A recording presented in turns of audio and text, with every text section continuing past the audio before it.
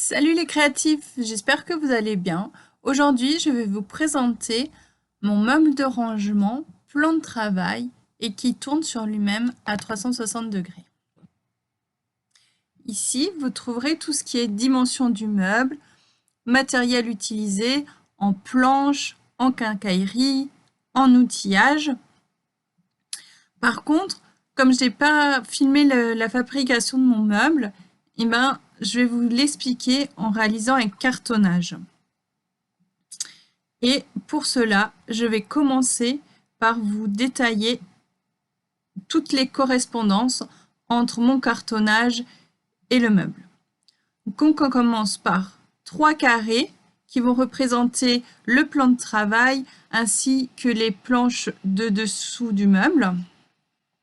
Une planche qui est l'étagère intermédiaire.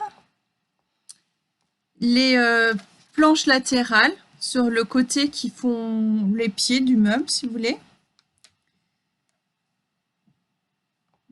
Les équerres-chaises qui ressemblent plus à des tasseaux. Les pattes d'assemblage pour tenir le système que j'ai fait pour le plateau tournant. Des patins téflon pour aider le plateau tournant pour faciliter la gestion du poids. Le plateau tournant lui-même. La représentation des lamellos.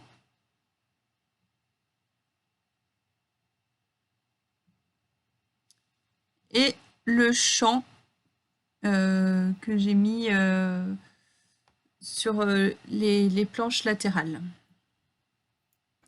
Donc ici, je représente la mise en place du champ. Par contre, ce n'est pas la première étape. La première étape, c'est d'abord de fraiser l'ensemble des planches à la lamelleuse et de bien repérer là où on a fait nos trous, car si on n'est pas exactement dans le même sens que ce qui est prévu, il peut y avoir des décalages au moment de l'assemblage. Donc pour ça, moi, quand j'ai fait le fraisage à la lamelleuse, j'ai mis 5 cm de distance depuis les extérieurs de mes planches latérales. Donc une fois que les planches sont fraisées, que les champs sont en place, c'est le moment où il faut assembler le meuble, la grande structure. Alors vous allez voir que sur la vidéo, c'est assez complexe pour faire tenir les 4 parties en même temps. C'est pareil dans la réalité, sur le vrai meuble. Je me suis fait aider de mon copain pour tenir ces 4 planches ensemble au moment de les emboîter. Donc d'abord, on met en place à la verticale les 4 planches latérales. Donc il faut les emboîter en mettant de la colle blanche à l'intérieur de tous les trous qui ont été fraisés. Et après, une fois qu'on a mis les 4 pieds, on les a tenus avec une sangle pour faciliter la mise en place de la planche du plan de travail.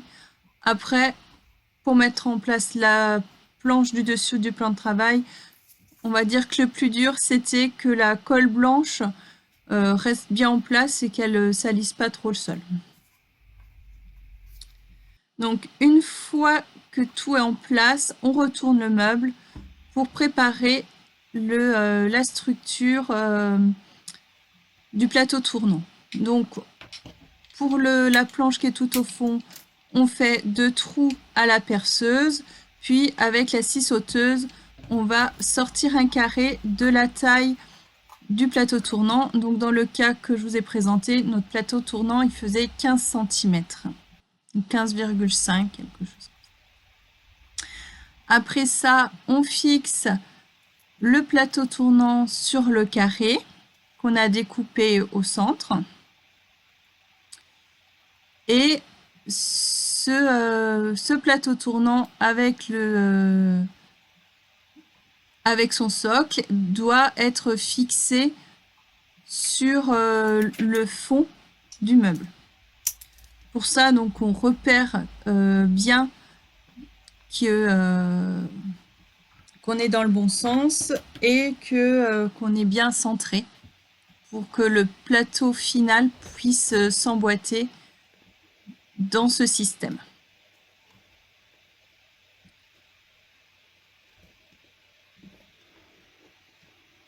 Donc, lorsque le plateau tournant est bien fixé au centre, j'ai tracé un cercle pour repérer où j'allais placer mes patins, parce qu'il est important qu'ils soient le plus à l'extérieur possible, sans qu'ils se retrouvent à un moment donné hors de la planche au moment de tourner.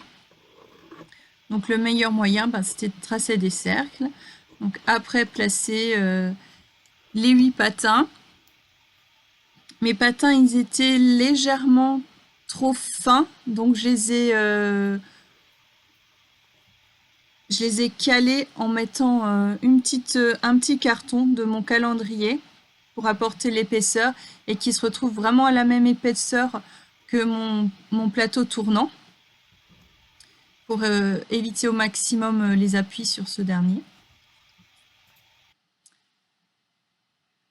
Une fois que les téflons sont en place, on emboîte le fond et on place les pattes d'assemblage en mettant 2 vis sur le carré de support du plateau tournant et 2 vis sur le plateau extérieur. Donc moi dans mon cas j'avais utilisé une défonceuse pour remettre mes pattes d'assemblage en rasant, mais quand on met des tasseaux pour faire glisser le meuble, ces pattes d'assemblage ne sont pas utiles.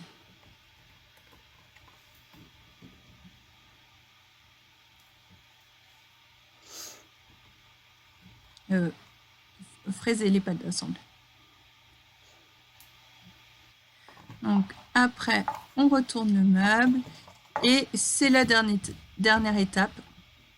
Il faut fixer l'étagère centrale. Alors moi, je l'ai mis à peu près à 70 cm de haut parce que ça correspondait à la hauteur que je voulais de mes casiers, tout en gardant suffisamment de place pour mettre les machines que j'avais prévu de mettre sur l'étagère finale. Donc ça, c'est vraiment à vous d'ajuster cette hauteur finale.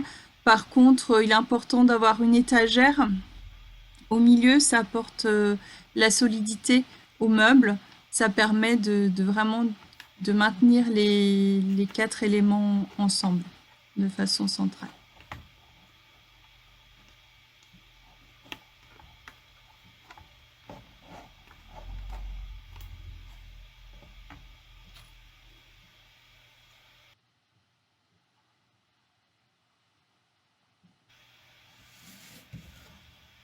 Donc voilà, l'explication est finie. Vous retrouvez d'autres explications sur le tuto Word. J'espère que les explications étaient suffisamment claires et n'hésitez pas à me poser des questions si nécessaire. C'est ma première vidéo, mon premier montage. Donc voilà, il y a de l'amélioration à faire, c'est sûr. Merci et bonne journée ou bonne soirée.